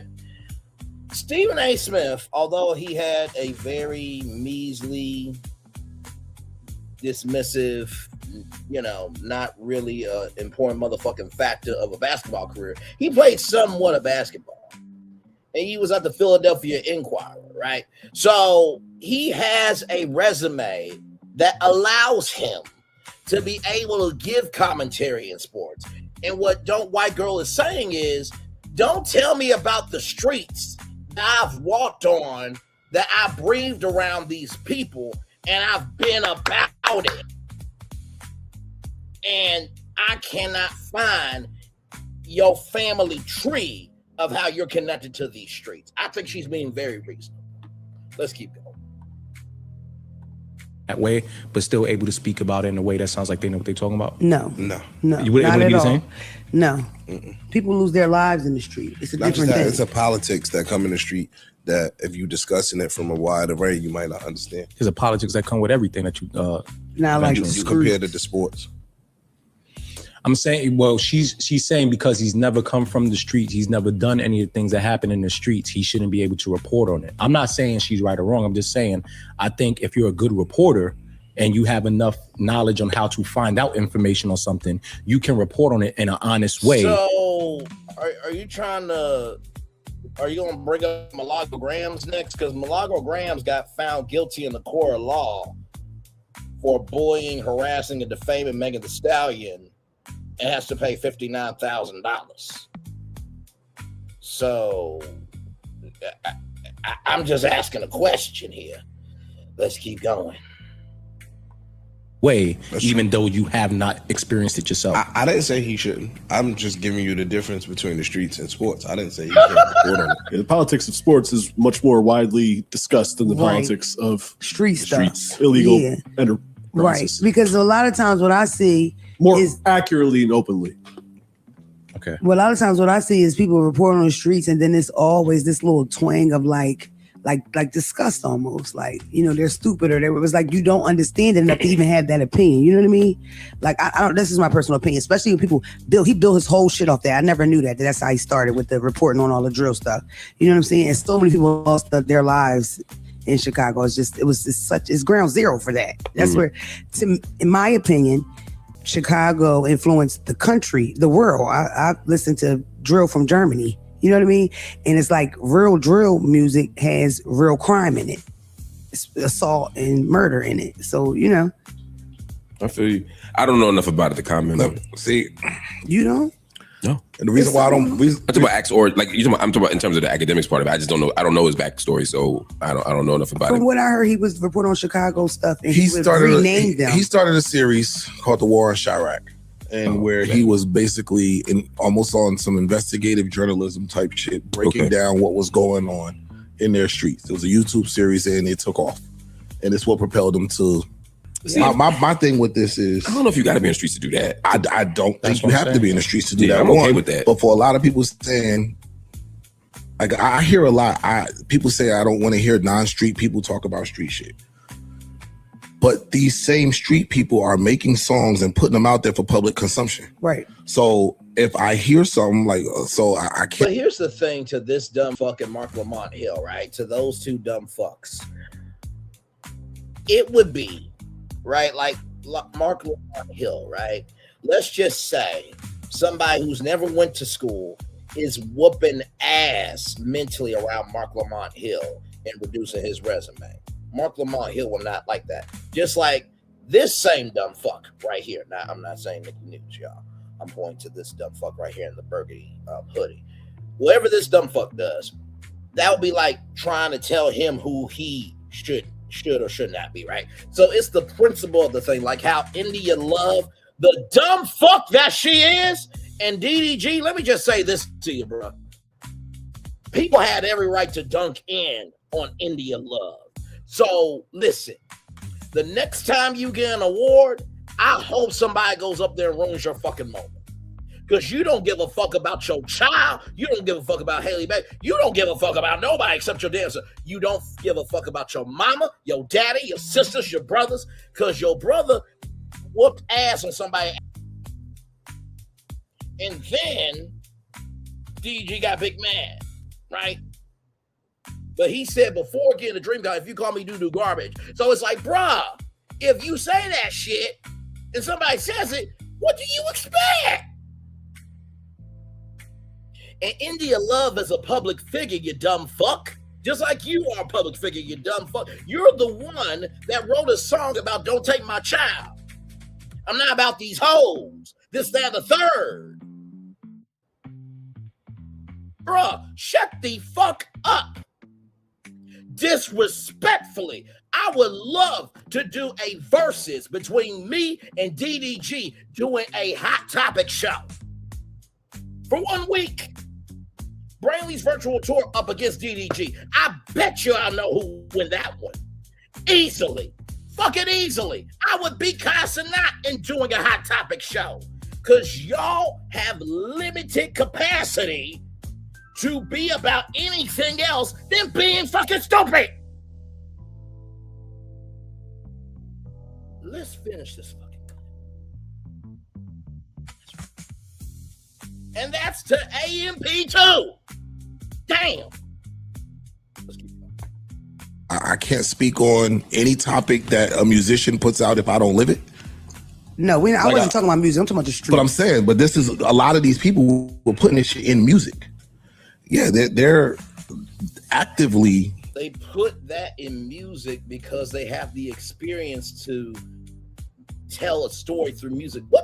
How is this dumb fuck existing? Who is his mother? And by the way, I am so sorry. He should have been swallowed as a one night stand. Let's keep going. Putting details of street shit in music and putting it out there for people to listen to. These people have gained millions of fans from chronicling their street shit in music.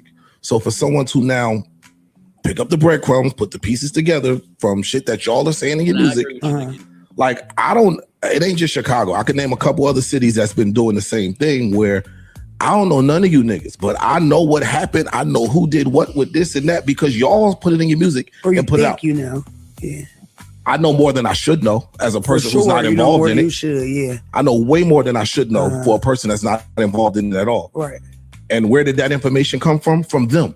Right. Putting From it out. artists. So now, does that make you wrong for taking the information or the music that y'all put out and talking about it? Well, it's levels, and we talking about a person that he's just reporting. We speaking on it now because of where it took him. Mm-hmm. At that time, he was just, hey, this is what's happening. This is what I heard. This is what this was saying. This is what this one is saying, and I'm connecting the dots. That's it.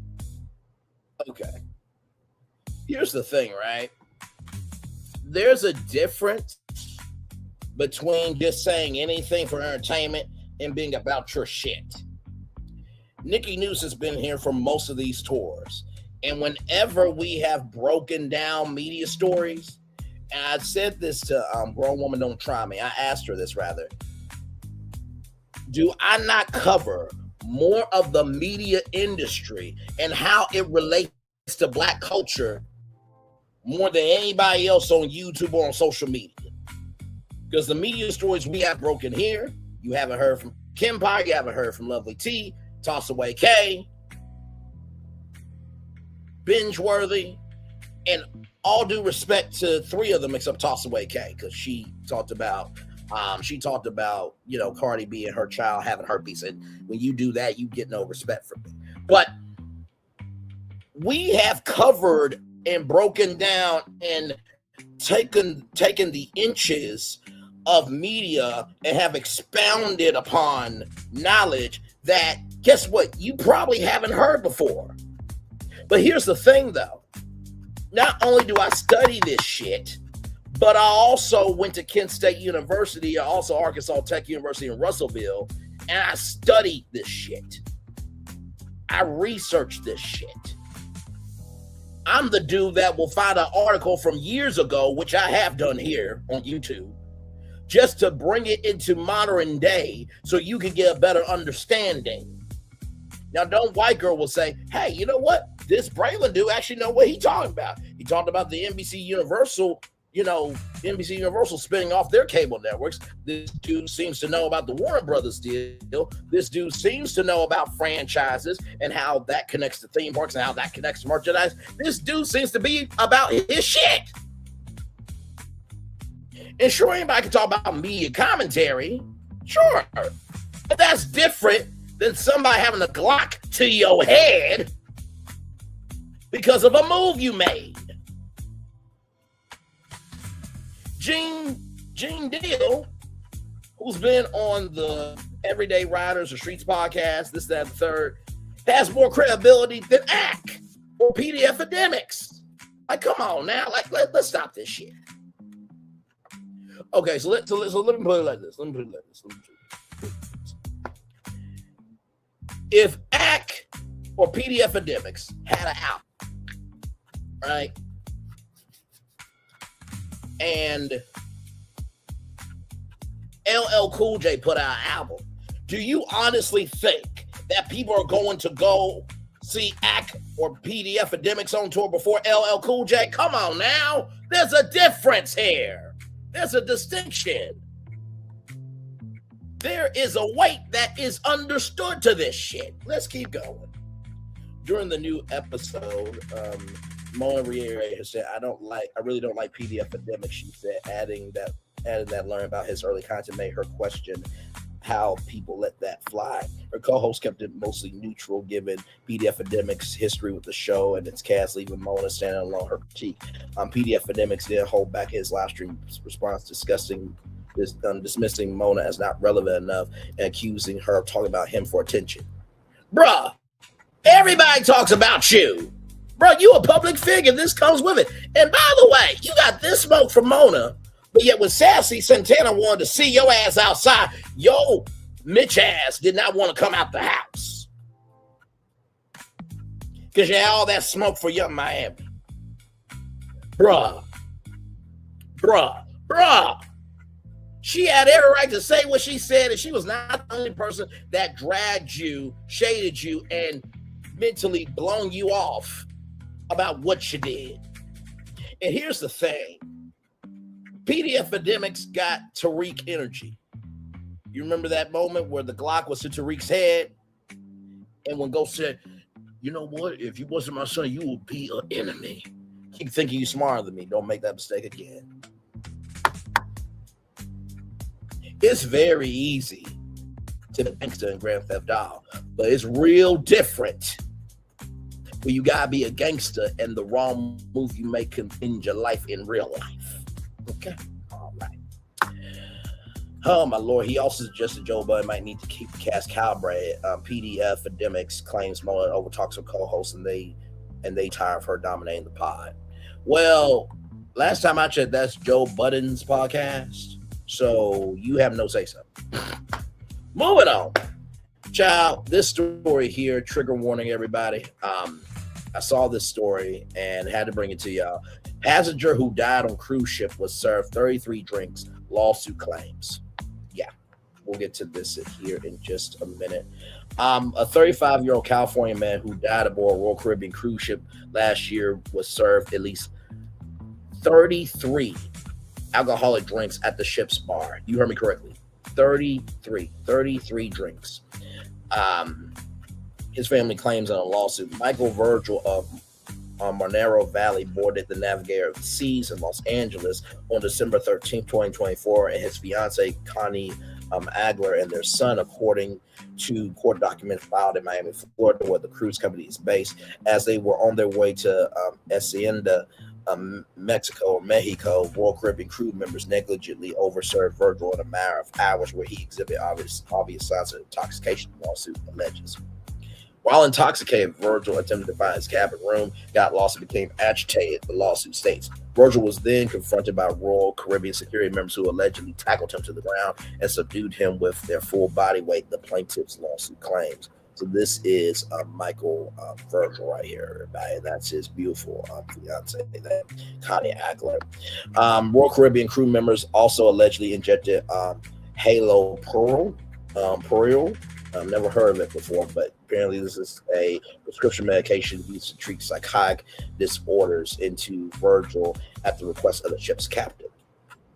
Multiple cans of pepper spray were also used on him, Agler's attorneys claim.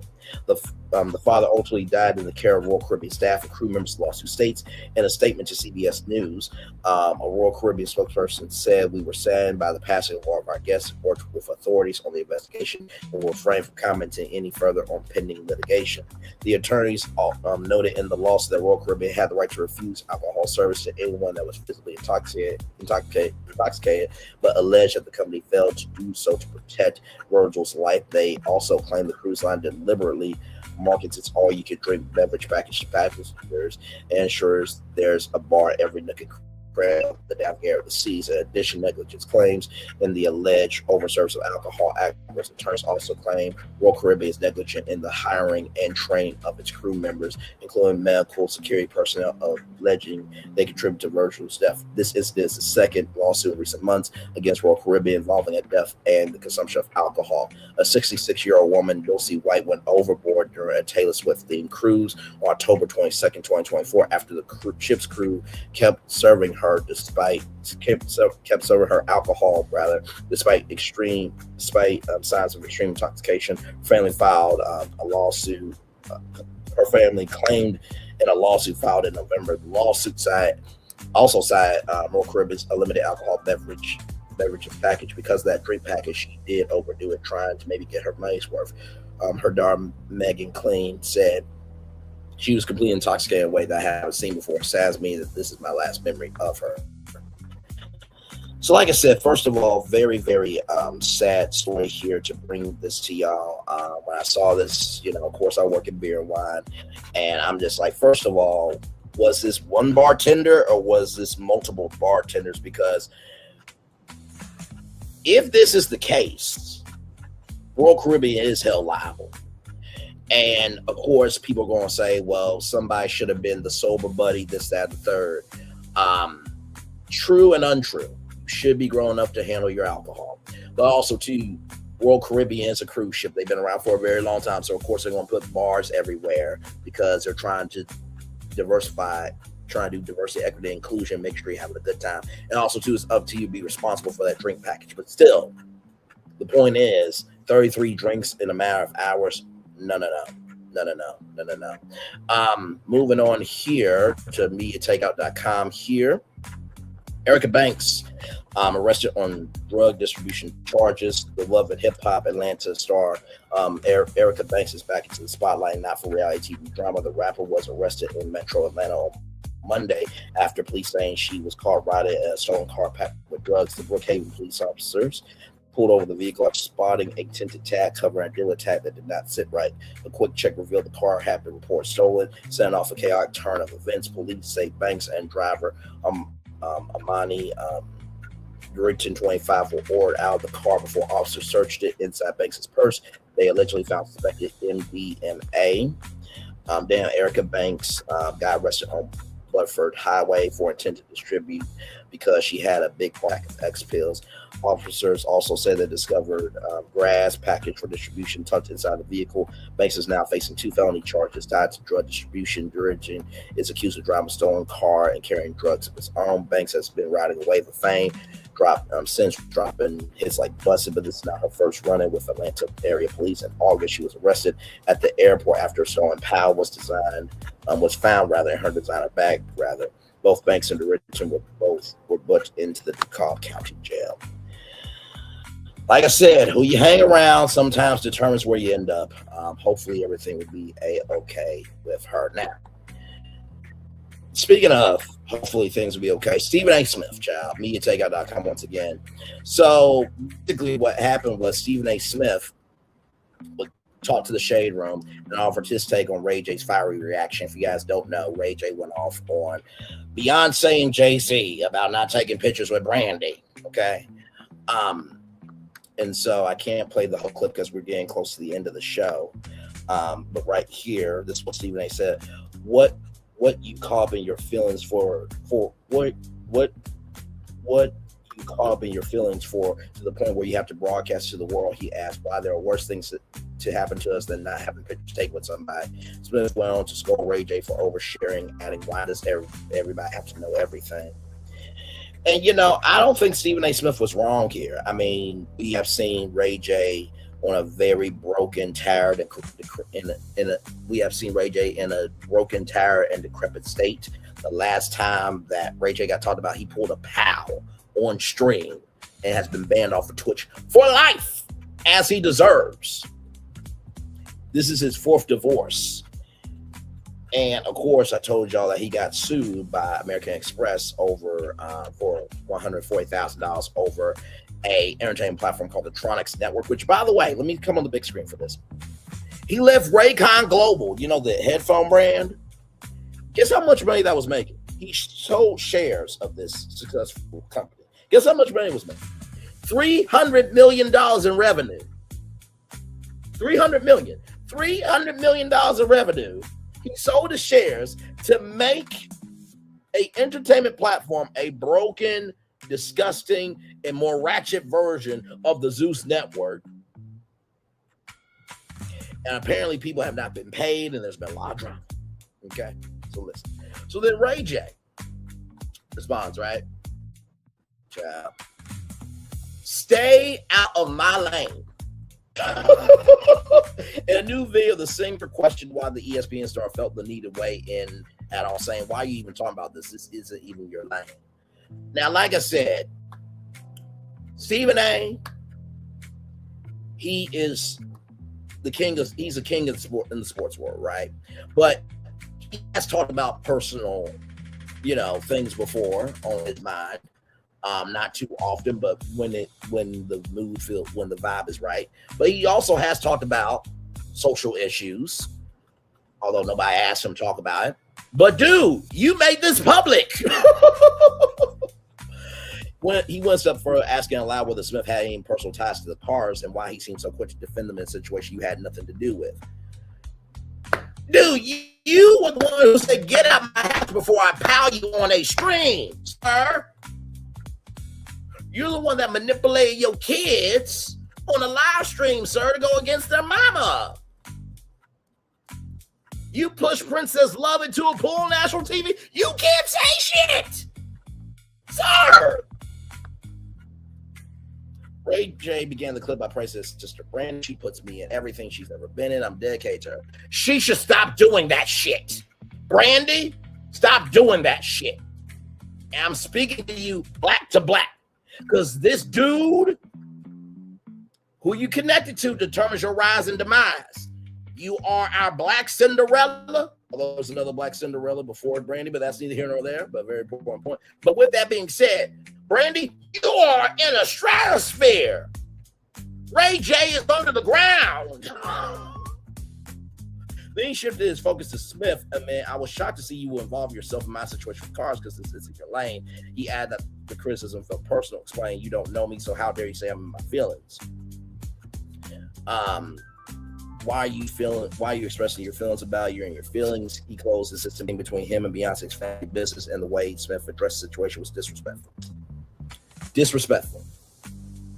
Child, let's roll on because I gotta get this story out here. First of all, shout out to rollingout.com, celebrating 25 years onto the next 25. Illinois mom admits deleting her 6-year-old in a cold shower. Jeanine Perry pleads guilty to first-degree murder in devastating 2021 case involving prolonged punishment. An Illinois mother entered a guilty plea last week in connection with the December 2021 death of her young son, bringing a measured resolution to a case that has haunted Lake County for years. Jeanine Perry, now 42, admitted to first-degree murder charges in the death of her 6-year-old son, Damari Perry, accepted responsibility for actions prosecutors described as calculated and merciless. The guilty plea came during a court appearance on Friday with a sentencing scheduled for January 30th, 2026 in the Lake County courtroom. As a part of a negotiated plea agreement, prosecutors agreed to drop several charges that have been filed against Perry and consented to recommended maximum sentence of 45 years in prison rather than life sentence she originally faced. So these are the events leading to the charges. State prosecutors initially filed charges against Perry and her older son, Jeremiah Perry, now 24, in February 2022, according to Lake County State's attorney Eric Reinhardt. The mother and her adult son devised what he characterized as an exceptionally brutal plan to punish the young boy for behavioral issues. So you mean to tell me this young man had a disability that was not of his fault, of his doing, his making, and your adult son, you fucking cunt. And yes, I'm calling her that. I don't give a fuck what y'all say. That cunt and that cunt's waste of sperm that formed a demon of her adult son devised a plan to eliminate this young boy for behavioral issues. And y'all want to give a fuck about Portia and the vagina that she's eating and the ass that she's gulping down from the back. Are you fucking kidding me? Authorities allege that parent Jeremiah subjected Damari to prolonged exposure and cold showers, a form of discipline. Prosecutors contend that this extended punishment directly resulted in the child's death, with evidence suggesting the parent failed to seek medical attention despite the boy's deteriorating condition. The case took an even darker turn when investigators discovered evidence that parent and her allegedly attempted to conceal their actions by burying the child's remains after his death. This alleged cover-up added layers of severity to an already tragic situation. So the original charges included 8 counts of murder along with accusations of aggravated battery of a child, dismembering a human body, conspiracy, aggravated domestic battery, concealment of homicidal death, endangering the life or health of a child, abuse of a corpse, or obstructing justice. Okay. Perry faces an additional charge specific to her role as a parent for failure to report the death or disappearance of a child under the age of 13. The exact details of which charges were dismissed as part of her plea agreement remain unclear beyond the single first-degree murder count which she admitted guilty to. Another one of Perry's children faced charges related to Damari's Jekalyn's process through the juvenile justice system due to their age at the time of the incident. So Perry, a mother of 7 children, had a complex history with child welfare authorities regarding Damari. She previously fought to regain custody of the boy in 2017 after he entered the Illinois foster care system following his birth in 2015. So her older son, Jeremiah, continues to face his own legal battle. He maintains separate charges in connection with Damari's death. Is scheduled to face trial. The stand trial began February 9th, 2026. Unlike his mother, Jeremiah has not entered a plea agreement, could face life in prison if convicted on all counts. Y'all, when I tell y'all, this is why I do this show. Seriously. And like I said, not everybody's got to do what I do. But sincerely, I miss the days where everybody gave a fuck about everybody. Just a little bit. And you don't have to report on this story, but just recognize whatever you don't know about could happen to somebody you know. Y'all, let me get this daily motivator up here for y'all. We can get the hell out of here because I can't. That's why I saved it for the end, because Jesus. Hopefully Damari Perry is in heaven and God strike that other child and the mama in the book of hell. Please and thank you. Listen, I know I'm not supposed to wish hell on people. I'm supposed to, honor my neighbor, but that's not a good neighbor. And State Farm wouldn't even approve it to be a good neighbor. Old age is 15 years older than I am. Oliver Wendell Holmes. Stafford Day over for Wednesday, December 10th, 2025. Move steadily ahead. If you hurry too much, you'll burn out. When you linger too often, you'll fall behind. Instead, seek to move steadily forward. Make the effort, make it sustainable, and continue. We've done enough for the day. Stop and rest for some time. Off has been revived and refreshed. You'll probably start again. It's tempting to think that you can get everything done without stopping and then quit for a long while. That really produces any good results in the long term. You're more likely to build and maintain momentum for steady pace. The ideal amount of effort is the amount you can continue to put forth day after day, month after month. Move steadily, not too fast, not too slow. With that approach, you're sure to go far as you wish to go. Number one, the only way you will go as far as you wish to go is by understanding that your space has power. Number two, it's simply to think you can get everything done without stopping and quit for a long while. Taking a break and quitting are two completely different things. That's the second thing I'll tell you. Then finally, make the effort, make it sustainable. Make sure that you put in, the right boundaries to make sure that not only can you move mentally, but you also feel soundful with your decisions. My uncle was named after Oliver Wendell Holmes. That is awesome, my friend. That is awesome. And with that being said, y'all, it's time for the best outro on YouTube. Know what you do and do what you know. Never say you weren't born special, because you were always born a blessing and trust. You may not be where you want to be, but by the end of it, you'll be where you need to be. Do what you've been chosen to do. Why is one thing to call yourself? Is nothing. Be chosen. One love, much love, all love. I, his time with you. You would spend time with me, hopefully by spending time together, watching the break together. And always remember, we're doing radio, television, YouTube, living your best life, or you're actually standing for something. Because guess what? The world needs somebody to stand up for something. Have you seen the world today? Make sure the replay is not just for you. Watch it, not just for you. Let's do it. But if you want to experience it again, I love you. I value. I appreciate you all. Always remember, see love God given, or see love God given, or see love God given. Wherever obstacles you overcome, where success you have achieved upon this particular day, I'm extremely proud of you. But no one else is proud of you. Proud of you down. So finally, y'all listen. We went from Usher to a 6-year-old being unalived by his older brother and his mom and another child in the family. All I ask is this: recognize the power of our platforms and what we give. Because the reason why hell is happening is because some of y'all broadcast hell more than what needs to be talked about. And if it ain't you, don't pick up that bullet. If it ain't you, don't call around to no show on radio, YouTube, this, that, and third, and get it off your chest. And finally, if it ain't you, that means you're on your purpose. If it ain't, you might need to pick up that bullet and make sure you check into why you're seeking contention and not being about your purpose. Commercial break and fireworks coming your way for the day that was, for the day that's come, for the blessings that are on for you, me, all of us, as a society, as people, as culture. I feel the love and send it right back to you. If it doesn't apply, let it fly. But if you let it fly, it must apply. Bye out. Peace.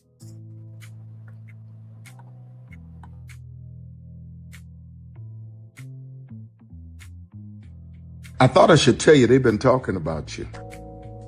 Yeah, they've been talking about you. They've been talking about the fact that they've done everything they could to stop you and everything they could to block you, but you still win. They've been talking about the fact that they have undermined your success and they have tried to sabotage your seasons, but you keep winning. They've been talking about the fact that even though they don't like each other, they get together to try to kill you, but you keep winning. They've been talking about the fact that you were voted least likely to succeed, but like cream, you keep rising to the top. They've been talking about how they tried to burn your world down, but like the phoenix, you rose from the ashes. They've been talking about you. And you know what they say? Oh, she's just lucky. He's just lucky. But no, you ain't lucky. You're anointed. You got something on you. You got favor on you. You got power on you. You were born to win. Now they can call it luck, but it's grace. They can call it luck, but it's favor. But whatever they call it, it doesn't matter, because you know what God calls you? Do you know what God calls you? A winner. I thought because here's the thing, a good streamer can find other content. But Child Redman over there doing his thing, minding his GD business, staying out of trouble, trying to get the folks some positive stuff to talk about. Besides lying all the damn